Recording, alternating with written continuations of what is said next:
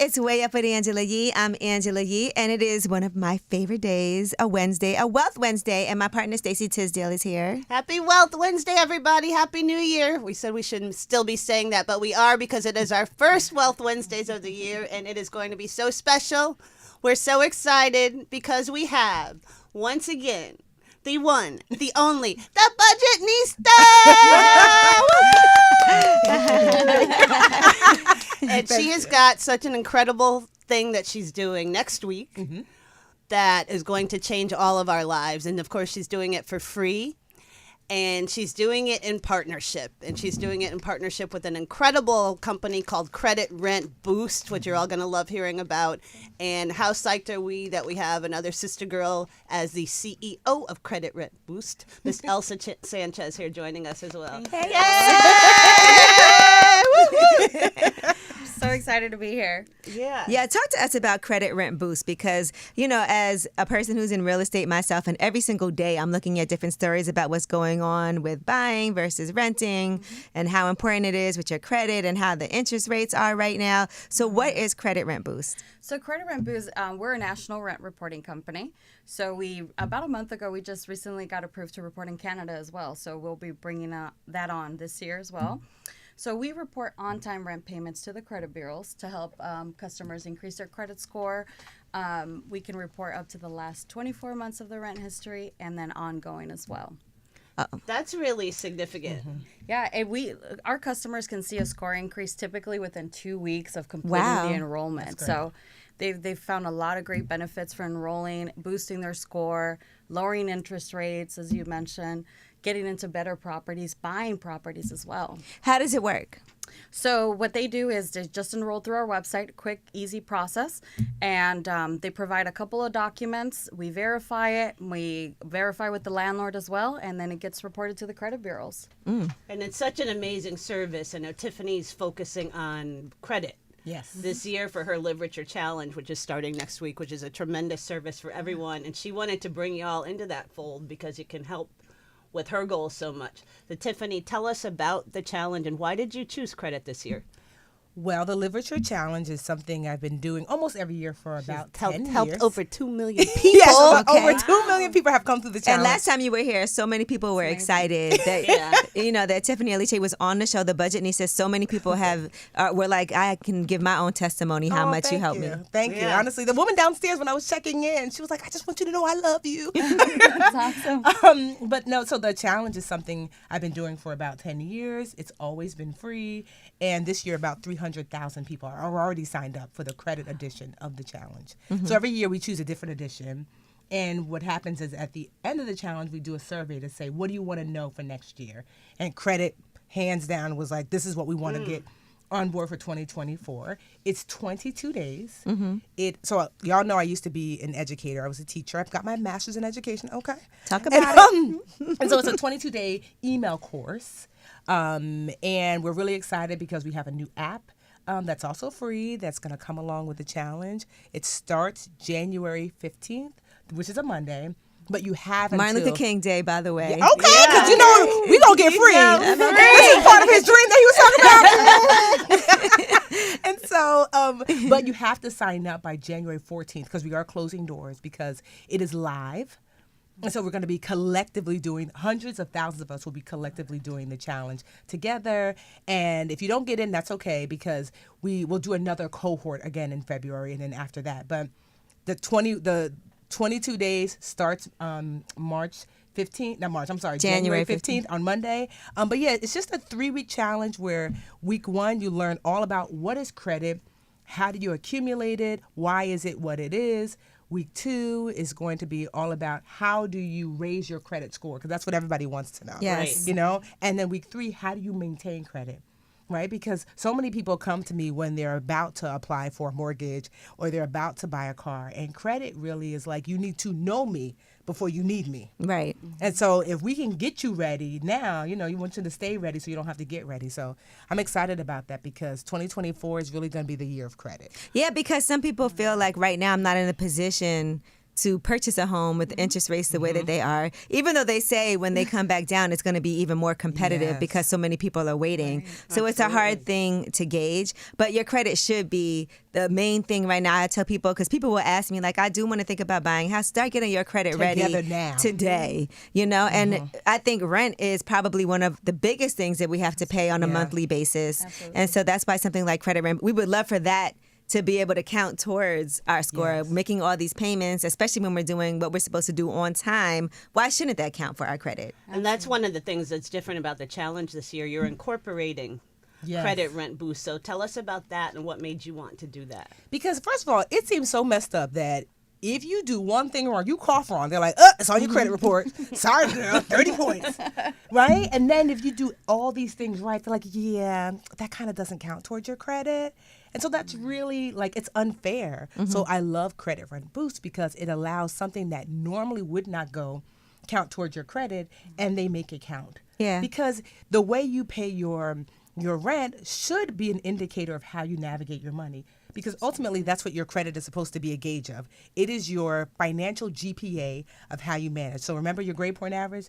Some of y'all, you had a 2.1, 3.5. We moved so beyond that. That's not right. Right? But think about it. So I always think, like, if you think about it this way, that your credit score is your GPA, means it's an average of the financial choices that you make. That part is important, right? The credit bureaus, those are your teachers. They're going to report you.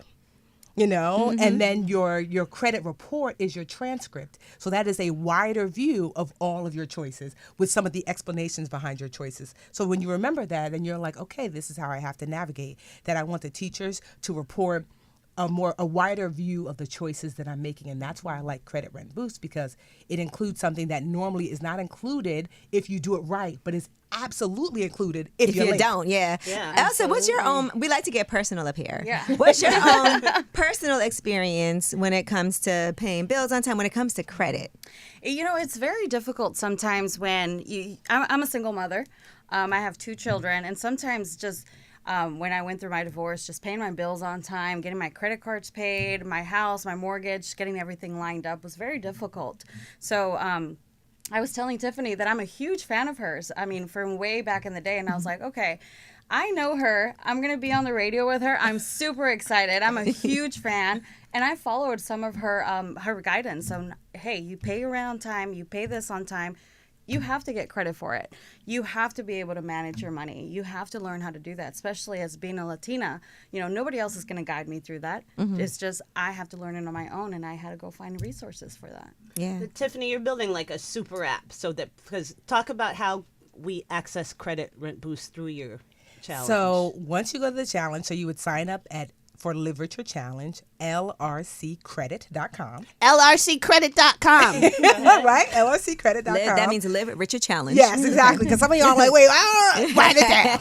You got 3.5s in college. Right? So once you sign up for the challenge, like I said, which is free, then I believe on Saturday or Sunday, then we send you this link to get this app that I like to call Money Match. I call it Money Match because I thought, what is the most popular app in the App Store? And y'all be on that Tinder and Hinge and all them other apps looking for love. And I'm like, Tinder has an elite status now where you could pay. Really? Yeah. Right? Wait, let me take So I'm just like,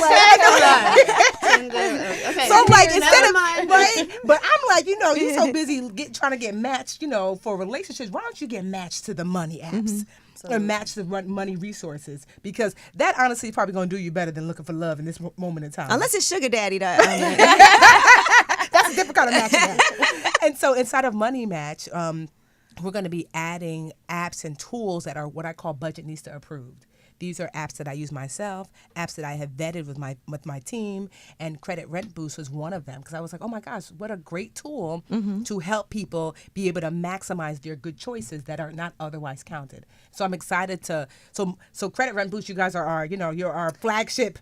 We're app. so excited. People can access it through signing up for your challenge. Yes. So when you sign up for a Literature Challenge at lrccredit.com, then you're there's all these amazing tools inside the app already. The challenge will be be inside the app, which is free. There's a net worth tool that is free inside the app. And then you have the opportunity to sign up for and to use Credit Rent Boost. So we're just excited for this partnership. Yeah, and I want to add, with Credit Rent Boost too, you're adding a trade line to your credit report. You're not only boosting your score, but you're adding a trade line with no additional cost. Like, you're not adding what's more a trade debt. line? Because everybody don't know. What is that? A trade line is just a history. You're going to show your rent history on your credit report without adding additional debt.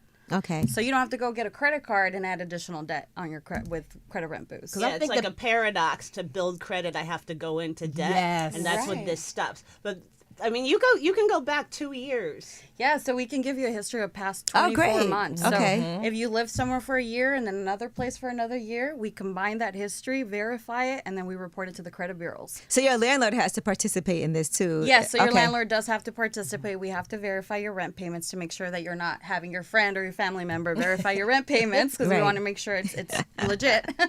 But once it's all done, it's on your credit report. And, you know, we have so many great success stories with people being able to buy their How homes. many people are using it? Right now, we currently have about 80,000 active customers. And what kind of moves are they seeing? They're anywhere between, it's funny because I had a customer, because I'm very hands-on CEO, because I want to know what my customers are getting. You know, I want to be able to come in here and say, you know what, I personally experienced this, or I personally spoke to a customer. So one of our customers came back to me and said, hey, I got 3 points, but my girlfriend got 127 points. You know, women always get it all, he goes. But he said it funny, laughing. You know, he made it a joke. But, you know, they see a large range and a score increase, which makes us very happy as well. Now, let me ask you this, all right? So just thinking ahead to what people might want to ask. Now, what if you've been good, paying on time, but then something happens and now I've paid my rent late, or my landlord is disputing something? Yeah. You know, who knows? Then how can you make sure that that's not something that will actually hurt your credit? So what we do is we encourage on-time rent payments. You know, you're signing up for a service that you want it to benefit, but we also let them know, hey, if your landlord reports it as late, unless it's over 30 days late, we don't report it. Okay. So if it's 5 days late, you know, you have your late fees with your landlord, but we don't report it until the following month. Well, Okay. that's fair. Yeah. 'Cause sometimes I think people come to me all the time. They're like, girl, I was late on this thing 90 days. I ain't paid the people in a long time. What can I do? I'm like, sis, you did it. Is it late? Oh, okay. Well, we can, because it's a grade point average, you have now this 1 F on your credit report, but it's an average. So if you can get A's the rest of the year, you can offset that F and bring your grade up.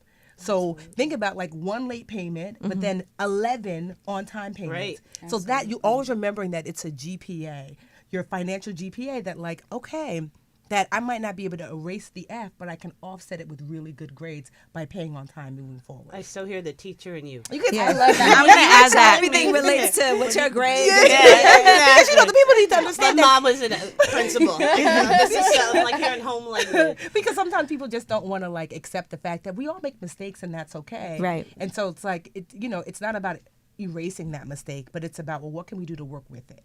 Let's talk about mistakes for a minute, because one of the biggest issues with credit is their whole shame and blame dynamic. And people credit debt, it's the number one cause of financial stress. It impacts decision making. It impacts self-esteem.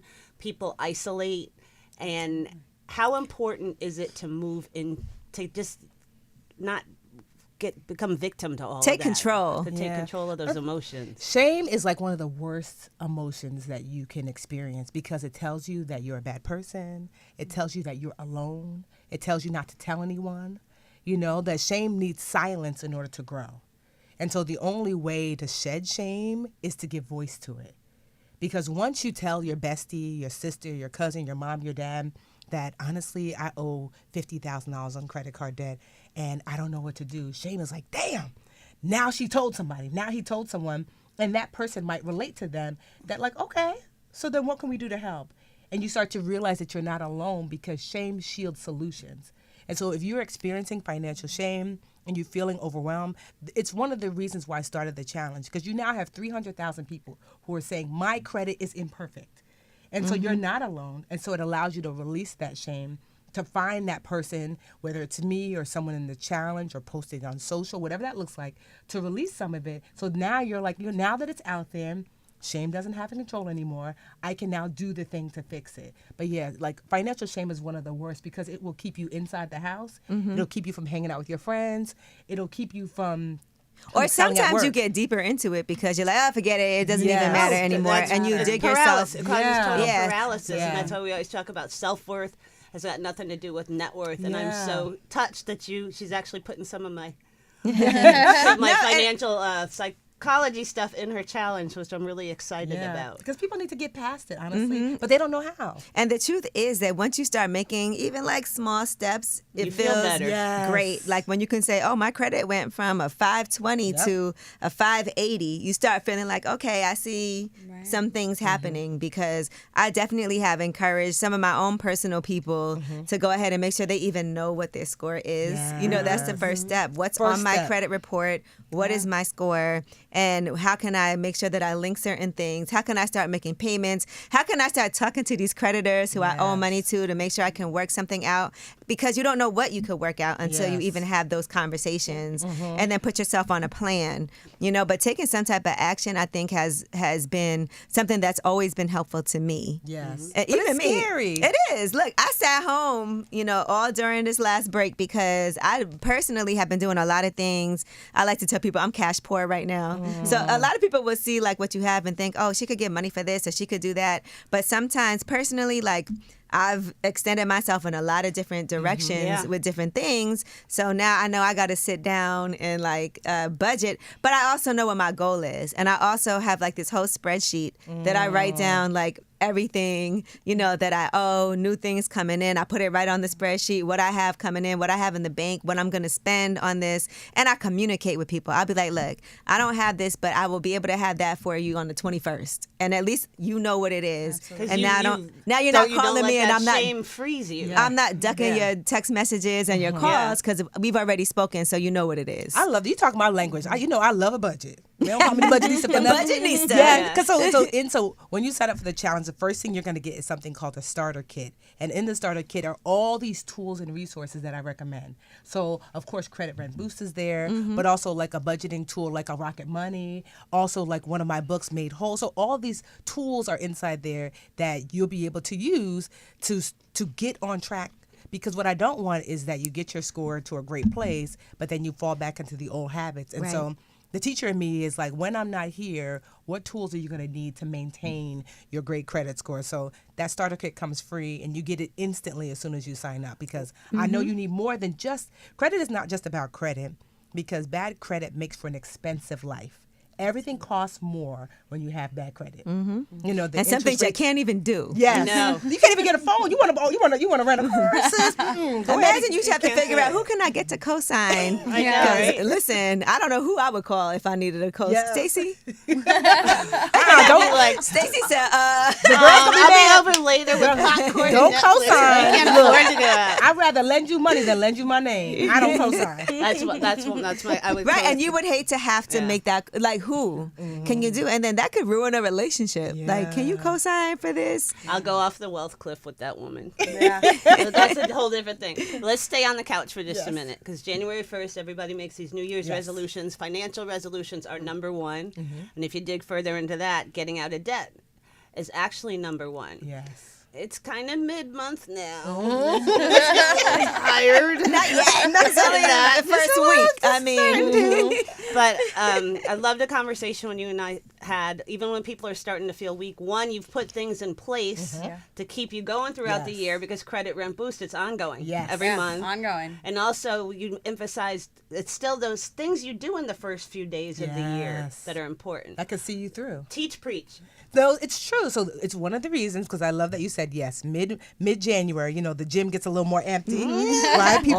People start saying next week, and so that's why the challenge starts on the 15th. I feel attacked. Right? to get you back boosted up. Because even if you just do, say, the first 3 days, that can transform your life. Because within the first 3 days, we have you get your credit score. We have you sign up for Credit Rent Boost, if it makes sense, you know, if you're renting.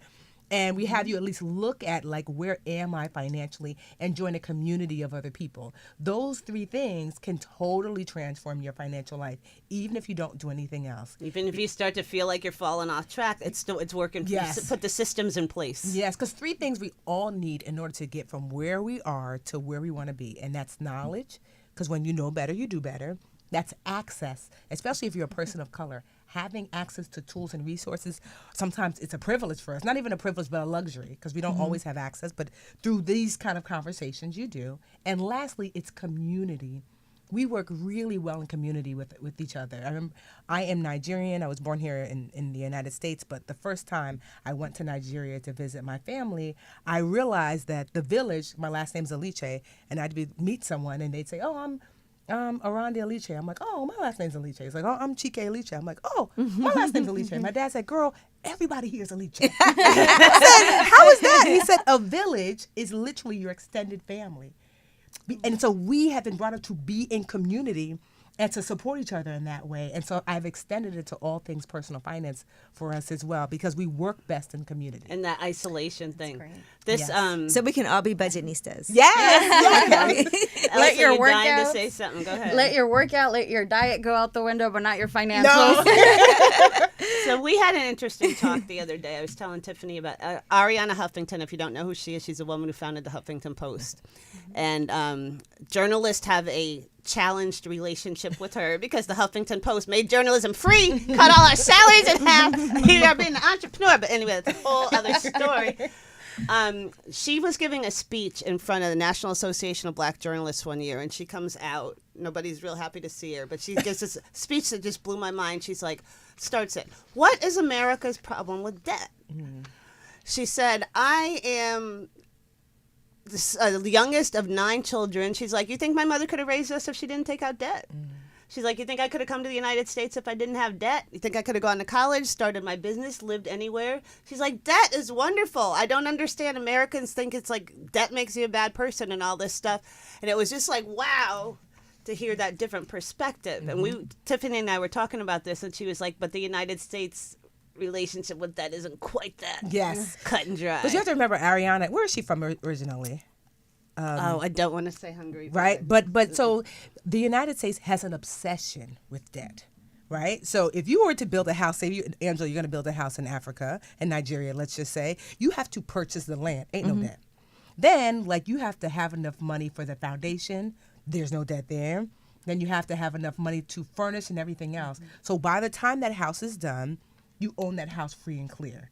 America, like, in having to purchase things like that in other countries means that debt is reserved for things that are of like critical importance, right? But here, anytime you swipe your credit card, effectively you are taking out a loan. Right. So when you are in the Wendy's drive-thru and you say, hey, go ahead and put that on my Amex, you took out a loan for that crispy chicken sandwich. We will take out a loan for almost anything. Some of y'all are sitting now looking at your couch like, that's a couch bill. My lamp, that's a lamp bill. My refrigerator, a refrigerator bill. We are over-indexing on debt in the United States. I don't think debt is some terrible thing, but we have learned that we don't have to pay for things now.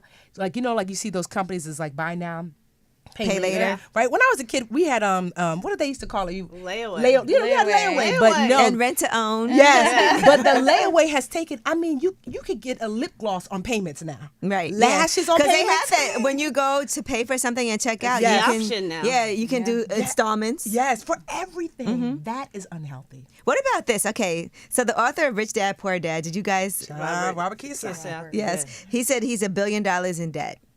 Right Now? Yeah. And he said, if I go bust, the bank goes bust, is what he said. He said, I use debt as money, and I don't save cash because in 1971, the dollar became debt, is what he said. And I saw a lot of people leaving comments when they were posting this article about him being $1 billion in debt. Some people were saying, oh, see, haha, you know, see, now he's broken, he's in debt. But other people were like, well, if he's at $1 billion in debt, that means the assets that he has is probably way greater, you know, than that. And if he owns a bunch of different properties, then that means they're paying for itself, you know, type of thing. And that's why he has that, because even to get $1 billion of loans and credit, that means you have to, it's against something. Yes. But yeah, he said he uses debt as money, and he said, I don't save cash.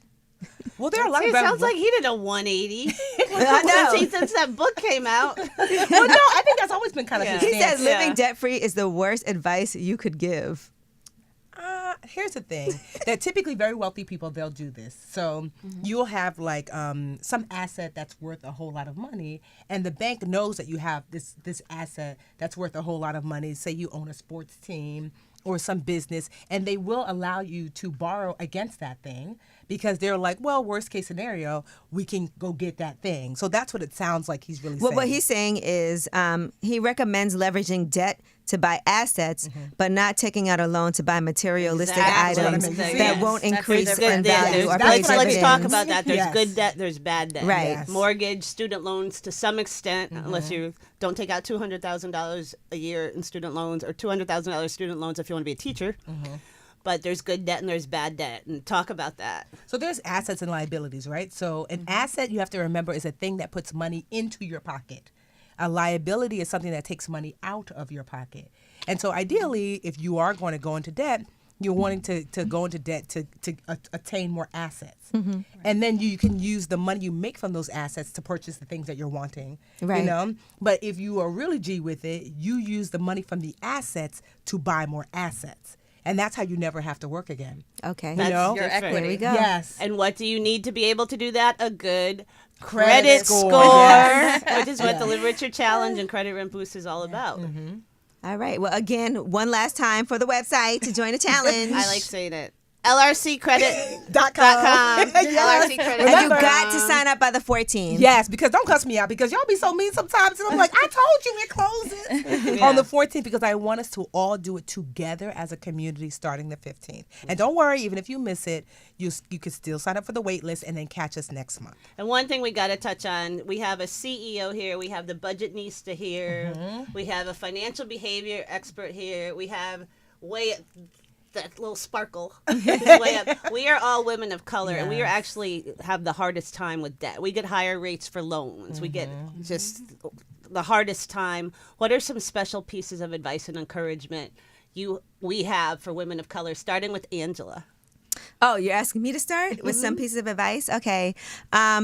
I'm going to piggyback off of what Tiffany said earlier, and a lot of this does have to do with community.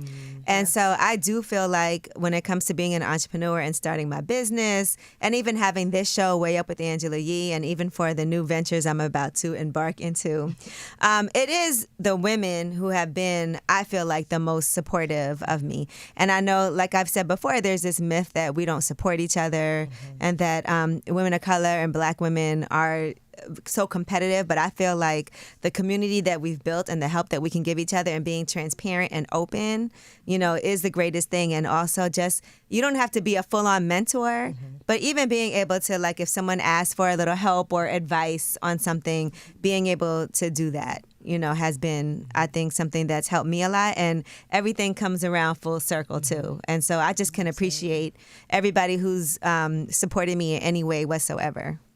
Tiffany. And we got to keep on doing that for each other. For women of color. So for women of color in particular, my advice is to give yourself grace and space. Like, sis, you've made a mistake. You did not kick somebody's puppy. Like, okay, your credit score is not where you want it to be. You don't have as much savings as you'd like. Sometimes it's just because of a lack of access to the knowledge necessary. Then it's going to be very difficult to move forward if you're always kicking yourself. So for me, it's my best friend, Linda, that whenever I feel like I'm this terrible person because I've made a financial mistake, Linda's like, girl, did that last week. So find yourself a Linda, give yourself some grace and space, and don't be afraid to ask for help. Yeah, there are resources available there are so to many you. resources available to you. You're not out here by yourself. Money is a team sport. And make sure you do the right resources too. Though. Yes. Always make sure you do your due diligence. You have Yep. this app. Yes, I love yes, that. yes. Yes, Money it's match. amazing. Yes. What are your thoughts for women of color? Well, it's really hard to go after them. But I do believe that just being able to share as a woman, being able to share our personal secrets on how we got to the next level. So if you come to me asking me how I got here, just share it with me, because it's big enough. The world is big enough for all of us to be successful. And don't be afraid to go out there, as I was mentioning to both of you. I get very nervous. It's my first time being on just anywhere on TV or the radio. So just having the support of, beautiful, strong, educated women. I love being around you guys. So just surround yourself with people that are, I always say, surround yourself with people that are smarter than you. No, that's not true. And plus, you know your stuff. And I think it's so much easier when you can go in and speak on something that you're well versed in. And you are. And I would like to say to women of color, just take a step back and look at what you are and what you've done. Women of color support family members at a higher rate than others. They're heads of household at a higher rate than others. Yet they are the fastest growing group of entrepreneurs in the United States. We have all of these things stacked against us, and look at the resilience. Remember those types of things. And your self-worth has got nothing to do with your net worth. And when I was growing up, I always just tried to do very, very difficult things, and my mother would tell me, you have to be 10 times better. And that made me feel bad, but guess what? One day, you're 10 times better. And don't forget that. Yes. All right. Okay, let's start the year. Right, if I was a sports person, I'd be like, 1, 2, 3, huh? Or whatever they say in the football thing. Wealth Wednesdays. What's my favorite thing to see? LRCcredit.com. You got to sign up this week because it's closing down on Sunday. All right. Cheers to y'all. Happy Wealth Wednesday, everybody. Thank you, everyone.